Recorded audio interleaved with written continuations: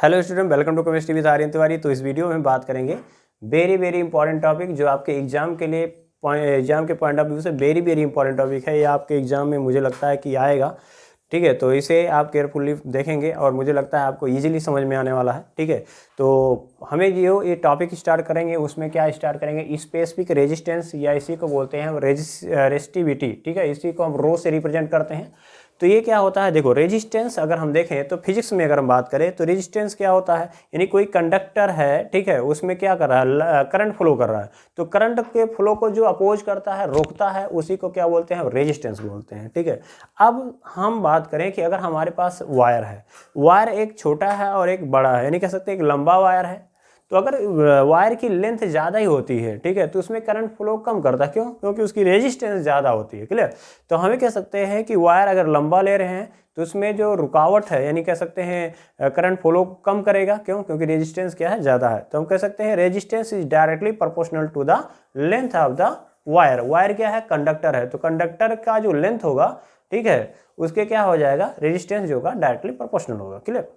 अब बात कर रहे हैं कि दूसरी फैक्टर ये होगी कि अगर हम पतला तार ले लेते हैं और मोटा तार ले रहे हैं तो पतले तार में क्या होता है, करंट कम फ्लो करता है। क्यों? क्योंकि रेजिस्टेंस क्या होगा, उसका ज़्यादा होगा। लेकिन अगर आप मोटा तार ले रहे हो, ठीक है, तो मोटा वायर लेने से क्या फर्क पड़ता है, उसका एरिया ऑफ क्रॉस सेक्शन क्या होगा, ज़्यादा होगा। अब एरिया ऑफ क्रॉस सेक्शन ज़्यादा होगा तो रेजिस्टेंस क्या होगा, कम होगा और करंट आसानी से फ्लो करेगा। यानी हम कह सकते हैं रेजिस्टेंस जो होता है वह इनवर्सली प्रोपोर्शनल होता है किसके, एरिया ऑफ क्रॉस सेक्शन, यानी area of cross section A के। ठीक है, तो जैसे हमने बात कर लिया कि हमारे पास क्या है, वही का लिखा हुआ है यहाँ पर, देखिए the resistance of a conductor is directly proportional to its length. यानी कंडक्टर के लेंथ के क्या होगा, डायरेक्टली प्रोपोर्शनल होगा and universally proportional to its area of cross section A. तो area of cross section A के क्या होगा, यूनिवर्सली प्रोपोर्शनल होगा। क्लियर? अब यहाँ पे देखें तो R is directly proportional to हो गया एल के, एंड यार यूनिवर्सली प्रोपोर्शनल हो गया क्या, 1/a के। तो यहाँ कह रहा है universally proportional to area of cross section ए।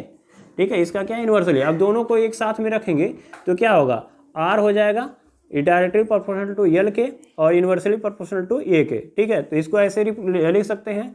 और इसका जानते हैं कि आपको प्रोपोर्शनलिटी कांस्टेंट लगाना पड़ता है, जिससे क्या होगा, ये हट जाएगा। तो अगर इसको हम प्रोपोर्शनल का साइन हटाना चाहते हैं तो आपको क्या करना पड़ेगा, यहाँ पर प्रोपोर्शनलिटी कांस्टेंट लगाना पड़ेगा, जिसको हम लगाए हैं क्या, और रो। तो आर इक्वल टू क्या लिख सकते हैं, रो इंटू एल बाई ए।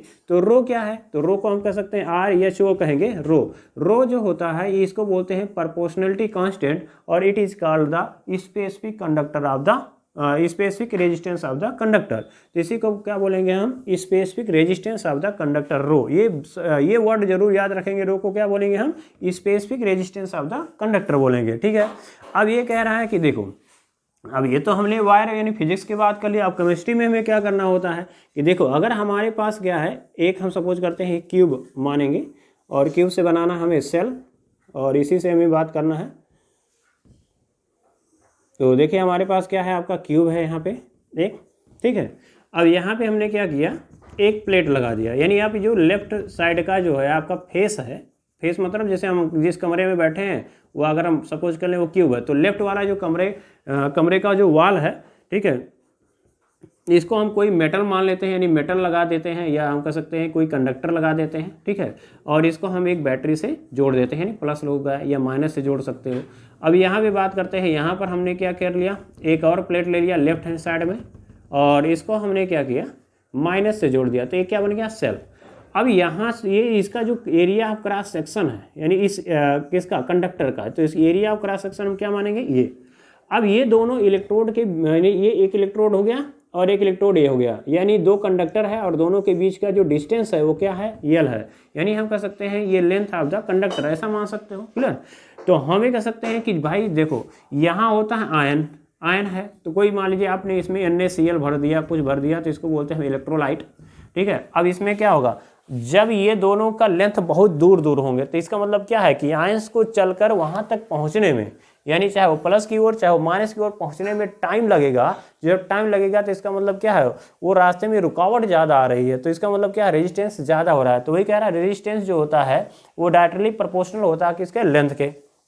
ठीक है। यानी अब उसके बाद अगर एरिया इसका आप बढ़ा दे रहे हो, ठीक है, एरिया बढ़ाने से क्या होगा, ये अट्रैक्शन इसमें कह सकते हैं आयंस का ज़्यादा होगा, तो इसका मतलब क्या होगा, वो जल्दी आकर के पहुंच जाएंगे, यानी रेजिस्टेंस कम हो जाएगा। तो रेजिस्टेंस जो होता है, ठीक है, रेजिस्टेंस जो होता है वो एरिया ऑफ क्रॉस सेक्शन के क्या होगा, इन्वर्सली प्रोपोर्शनल होगा। यानी एरिया आप बढ़ा दोगे कंडक्टर का तो रेजिस्टेंस क्या हो जाएगा, कम हो जाएगा। क्लियर, ये हो गया।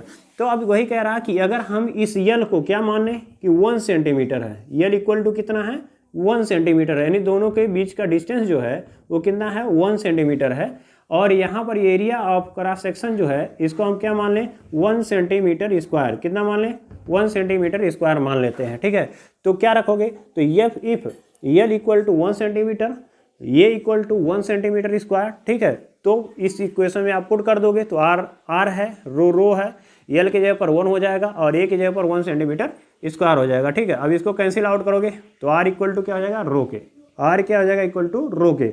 इसका मतलब क्या हो गया कि हम ये कह सकते हैं कि ये जो रेजिस्टेंस है वो रो के क्या हो जाएगा, इक्वल हो जाएगा, यानी वो स्पेसिफिक रेजिस्टेंस के इक्वल हो जाएगा। इसका मतलब क्या है कि अब यहाँ देखिए, हेंस स्पेसिफिक रेजिस्टेंस में भी डिफाइन एज, अब क्या बोल सकते हैं, the resistance of the conductor having a length of 1 centimetre cube, यानी कह सकता है कोई ऐसा कंडक्टर है जिसका लेंथ जो है 1 सेंटीमीटर क्यूब है और area of cross section is equal to 1 centimetre square है, तो उसका जो रेजिस्टेंस होगा वही क्या बोलेंगे, स्पेसिफिक रेजिस्टेंस बोलेंगे। कह रहा है स्पेसिफिक है, स्पेसिफिक मतलब एक विशेष है। विशेष कब होगा, जब भाई 1 सेंटीमीटर आप लेंथ ले लोगे और एरिया ऑफ क्रॉस सेक्शन कितना ले लोगे, 1 सेंटीमीटर स्क्वायर ले लोगे, तो उसका जो रेजिस्टेंस आएगा उसी को क्या बोलेंगे, हम स्पेसिफिक रेजिस्टेंस बोलेंगे।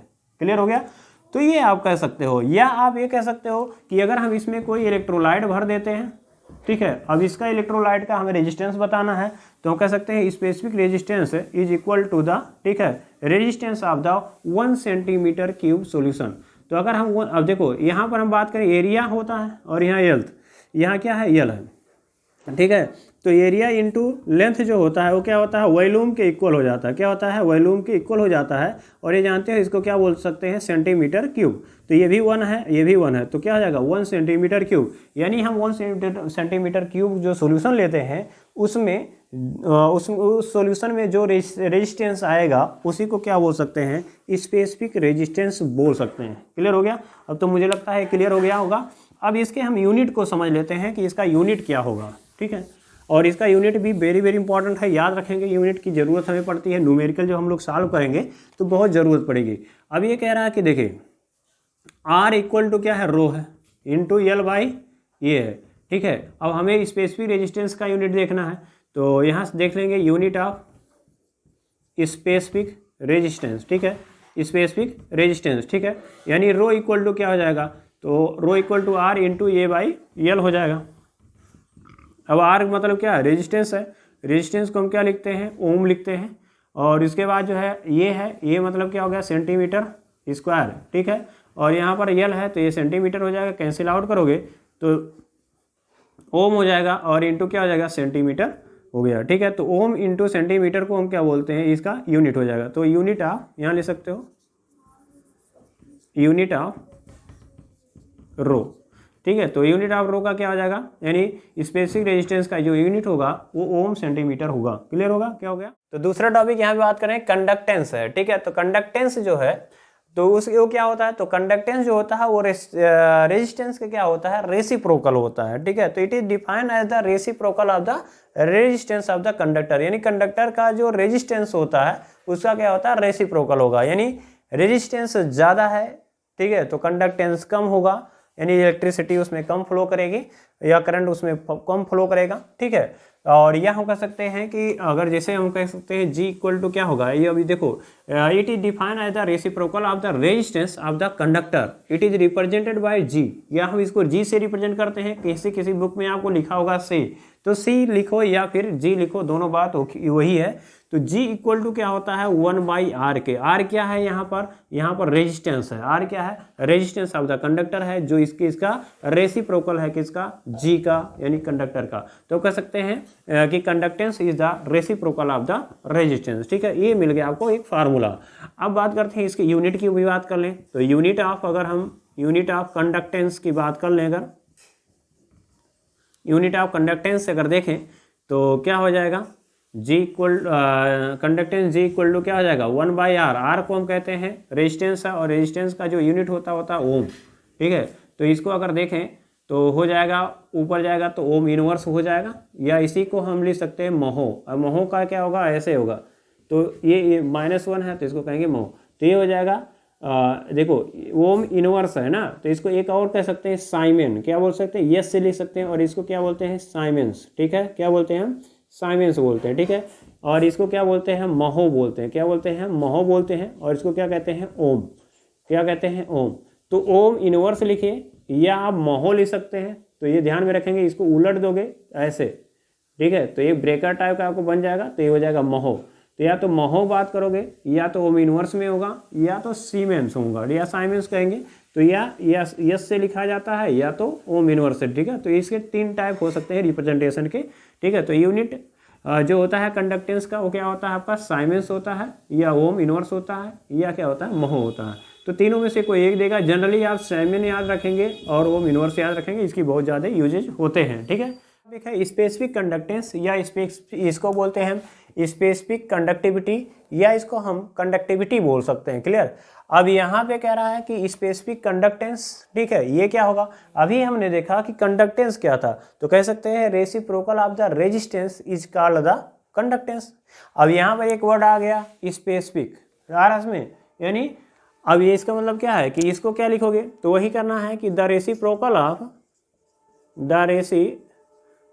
ऑफ, ठीक है, स्पेसिफिक लगा देना है, स्पेसिफिक रेजिस्टेंस। ठीक है, अब वहां पर क्या था, reciprocal of the resistance is called the conductance. अब वहाँ स्पेसिफिक है तो स्पेसिफिक यहाँ भी लगा देंगे, डिफिनेशन सेम होगा लगभग। देखो the reciprocal of the specific resistance is called specific resistance, specific conductance. क्या बोलेंगे, स्पेसिफिक कंडक्टेंस बोलिए, या स्पेसिफिक कंडक्टिविटी बोलिए। ठीक है, तो it is called the specific conductance. Clear. अब ये कह रहा है कि अब इसको रिप्रेजेंट कैसे करेंगे, तो कहेंगे it is represented bye kappa. किससे रिप्रेजेंट करेंगे, के लिखेंगे और थोड़ा सा इसे मोड़ देंगे, तो इसे हो जाएगा कप्पा। इसको क्या बोलते हैं हम, कप्पा। इसको क्या बोलेंगे हम, कप्पा। ठीक है, इसे बोलेंगे कप्पा। अब ये कह रहा है कि reciprocal of the specific resistance. ठीक है, तो हमने देखा है कि कप्पा इक्वल टू क्या हो जाएगा, ρ हो जाएगा। अभी हमने रो का क्या किया था, हमने निकाला था फार्मूला, तो रो इक्वल टू क्या था आपका, R/A/L था। ठीक है, ये हमने देखा था। अब ये वैल्यू आप यहाँ पुट कर दीजिए, तो कप्पा इक्वल टू क्या हो जाएगा, R/A/L हो जाएगा। ये L को ऊपर चला जाएगा, तो कप्पा इक्वल टू क्या हो जाएगा आपका, R हो जाएगा इंटू L बाई क्या हो जाएगा, A हो जाएगा। ठीक है, अब सॉरी 1/R है, यहाँ पे क्या हो जाएगा 1/R, तो kappa equal to 1/R into L by ये हो जाएगा। अब अभी हमने देखा है कि G इक्वल टू क्या है, तो G इक्वल टू हमने देखा 1/R के। ठीक है, तो इसको हम क्या कर सकते हैं, 1/R को हटा के हम G लिख सकते हैं, तो कप्पा इक्वल टू क्या है, G इंटू L बाई ये। ठीक है, ये हमें मिल गया फार्मूला। तो कंडक्टेंस का जो फार्मूला आएगा, यानी स्पेसिफिक कंडक्टेंस का जो फार्मूला आएगा, वो कप्पा इक्वल टू क्या आएगा, G इंटू L बाई ये आएगा। क्लियर। अब याद कैसे रखेंगे, ये है कप्पा, कप्पा को क्या कहोगे, कटप्पा। क्या कहोगे, कटप्पा। G मतलब होगा जला। ठीक है, तो यहाँ देखिए कटप्पा जल आ, कटप्पा जल आ कहाँ रहेगा, नीचे रहेगा, तो जल आ कहाँ, नीचे आ, तो यही कटप्पा जला, ऐसे फार्मूला याद कर लेंगे, कटप्पा जला। क्लियर। अब इसका क्या करें, अगर हम मान लीजिए अभी तो ये तो हो गया आपका कप्पा, अब कह रहा है कि अगर हम क्या कर दें, इफ L इक्वल टू क्या ले लें, 1 सेंटीमीटर ले लें, और 1 इसका मतलब क्या है, और A इक्वल टू क्या ले लें आपका 1 सेंटीमीटर स्क्वायर ले लें। यदि वही बात कर लें कि जैसे हमने अभी बात किया था कि हमने एक क्यूब ले लिया, स्पेसिफिक रेजिस्टेंस है उसी का हमें उल्टा निकालना है, ये ध्यान में रखेंगे। ये है आपका सेम वही बात है कि यहाँ पे हमने क्या ले लिया, एक इलेक्ट्रोड इधर ले लिया और एक फेज जो कमरे का एक लेफ्ट वाला है ये हो जाएगा और एक लेफ्ट राइट वाला ये हो जाएगा। और इसके जो है डिस्टेंस ये हमने देखा था यल है और इसका एरिया ऑफ क्रॉस सेक्शन जो है वो क्या आया था, ये आया था डी, ये सेंटीमीटर स्क्वायर और ये यल सेंटीमीटर आया था। अब इसी को हम क्या करते हैं, एरिया ऑफ क्रॉस सेक्शन को क्या करते हैं हम, ये 1 सेंटीमीटर स्क्वायर मान लें और इसको क्या मान लें हमने, यल इक्वल टू 1 सेंटीमीटर मान लें। तो वही बात है कि यल इक्वल टू 1 सेंटीमीटर और एरिया ऑफ क्रॉस सेक्शन जो होगा वो 1 सेंटीमीटर स्क्वायर मान लें। तो अगर इसके वैल्यू को हम यहाँ पे पुट कर दें तो कप्पा इक्वल टू क्या हो जाएगा, जी हो जाएगा और इंटू ये भी 1 है ये भी 1 तो 1 ही आएगा, यानी कप्पा इक्वल टू क्या हो जाएगा, जी के। यानी स्पेसिफिक कंडक्टेंस जो है वो क्या होगा, कंडक्टेंस के इक्वल हो जाएगा। क्लियर हो गया। यानी तब होगा जब हम कह दें कि इसमें जो कंडक्टर का जो लेंथ है वो कितना हो, 1 सेंटीमीटर हो और एरिया ऑफ क्रॉस सेक्शन कितना हो, 1 सेंटीमीटर स्क्वायर हो, तो उसमें जो कंडक्टेंस होगा वही क्या हो जाएगा, स्पेसिफिक कंडक्टेंस के इक्वल हो जाएगा। तो हम इसको कैसे डिफाइन कर सकते हैं, तो हेंस लिख सकते हैं, hence specific conductance may be defined as ठीक है, as the conductance of the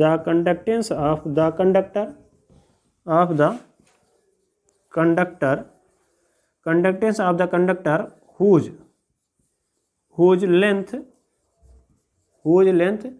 1 centimetre and area of cross section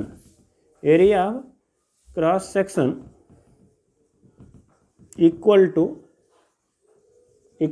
1 centimetre square. ठीक है, यानी हम क्या कर लें, एरिया ऑफ क्रॉस सेक्शन कितना ले लें, 1 सेंटीमीटर स्क्वायर ले लें और इसका लेंथ कितना लें, 1 सेंटीमीटर। तो इस जो कंडक्टर होगा, ठीक है, इसका जो कंडक्टर होगा उसी को क्या बोलेंगे हम, स्पेसिफिक कंडक्टेंस बोलेंगे। क्या बोलेंगे हम उसको, स्पेसिफिक कंडक्टेंस बोलेंगे। या दूसरी चीज़ ये कह सकते हैं कि जैसे हमने देखा था कि एरिया है और इंटू क्या है, लेंथ है, तो area into length equal to क्या हो जाता है, वॉल्यूम है। अगर हम क्या कर दें, इसमें कोई सॉल्यूशन भर दें, इसमें क्या भर दें, ये सॉल्यूशन भर दें, या इसी को कहते हैं इलेक्ट्रोलाइट हम भर दें, क्या बोल सकते हैं, इलेक्ट्रोलाइट भर दें, तो इसी को क्या लिख सकते हैं, तो ये सेंटीमीटर है 1 सेंटीमीटर स्क्वायर इंटू 1 सेंटीमीटर, तो क्या हो जाएगा 1 सेंटीमीटर क्यूब। यानी हम कह सकते हैं कि अगर हम 1 सेंटीमीटर क्यूब क्या कर लें, सॉल्यूशन ले लें, तो उसमें का जो उसका जो कंडक्टेंस होगा उसी को क्या बोल देंगे हम, स्पेसिफिक कंडक्टेंस बोल देंगे। क्लियर। यानी हमारा जो कमरा है, अगर इसका हम क्या एरिया ऑफ क्रॉस सेक्शन कितना मान लें, 1 सेंटीमीटर मान लें, और इसमें जो लेंथ है इसको हम कितना मान लें, 1 सेंटीमीटर, और इसमें हम क्या कर दें, NaCl और वाटर मिला करके क्या कर दें, इसका इलेक्ट्रोलाइट बना करके इसमें डाल दें, तो जो इसका कंडक्टेंस आएगा वही क्या हो जाएगा, स्पेसिफिक कंडक्टेंस हो जाएगा। क्लियर हो गया। तो इसको भी डिफाइन कर सकते हैं कैसे, तो कह सकते हैं specific conductance may be define as, कई तरीके से हम डिफाइन कर सकते हैं, may be defined as the conductance of 1 centimetre cube of the solution. तो 1 centimetre cube of the solution, यानी किसी सॉल्यूशन का, किसी 1 सेंटीमीटर क्यूब सॉल्यूशन का जो कंडक्टेंस होगा, ठीक है, उसी को क्या बोल देंगे हम, स्पेसिफिक कंडक्टेंस बोलेंगे। क्लियर हो गया। अब इसका आप यूनिट निकालना चाहते हैं तो उसका यूनिट देख लेते हैं। यूनिट क्या होगा, तो देखिए ये बहुत ही इंपॉर्टेंट टॉपिक है, ये आप ज़रूर याद रखेंगे और इसका जो है आप नोट्स बनाते जाएंगे तो मुझे नहीं लगता है कि कोई एग्ज़ाम में आपको क्वेश्चन छूटने वाले हैं, सभी क्वेश्चंस हो जाएंगे, आपको ज़्यादा परेशान होने की ज़रूरत नहीं है। अब इसमें हम क्या कर सकते हैं, यूनिट ऑफ कप्पा निकाल लेते हैं, यूनिट ऑफ कप्पा। ठीक है, तो कप्पा के लिए फार्मूला क्या होता है, कप्पा इक्वल टू जला, तो GL/A। ठीक है, और G मतलब क्या है, तो G में हमने अभी देखा तो इसका जो यूनिट होता है वो क्या होता है, ओम इनवर्स होता है, और यहाँ इंटू यल। ठीक है, तो यल का जो यूनिट है वो क्या है आपका, सेंटीमीटर है। ठीक है, अब इसको क्या बोल सकते हैं, ये स्क्वायर है तो इसका मतलब ये है एरिया का क्या होता है सेंटीमीटर स्क्वायर होगा, तो सेंटीमीटर स्क्वायर से कैंसिल हो जाएगा, तो हम कह सकते हैं ओम इनवर्स हो जाएगा। अब ये सेंटीमीटर ऊपर जाएगा तो सेंटीमीटर इनवर्स, या तो एक यूनिट लिख सकते हो, दूसरा यूनिट क्या लिख सकते हैं, ठीक है। तो यूनिट दूसरा क्या लिख सकते हैं, तो या तो आप ओम को क्या लिख सकते हो महो, हमने बताया था आप क्या लिखो महो, और सेंटीमीटर इनवर्स लिख सकते हो, ठीक है। या इसके जगह पर क्या आ सकता है, एक यूनिट आ सकता है साइमन, ये ओम को क्या ओम इनवर्स को क्या बोलते हैं साइमन, और साइमन जो है सेंटीमीटर क्या हो जाएगा इनवर्स। ये वेरी वेरी इंपॉर्टेंट है, ये ज़्यादातर पूछा जाता है। साइमन सेंटीमीटर इनवर्स जो होता है ये क्या होता है कप्पा का यूनिट होता है, यानी स्पेसिफिक कंडक्टेंस का क्या होगा यूनिट होगा, ठीक है। तो इसमें हमने जो देखा, ठीक है, ये था आपका कुछ टॉपिक था। अब अगले वीडियो में कुछ और टॉपिक की बात करेंगे, तो मिलते हैं नेक्स्ट वीडियो में, तब तक के लिए जय हिंद।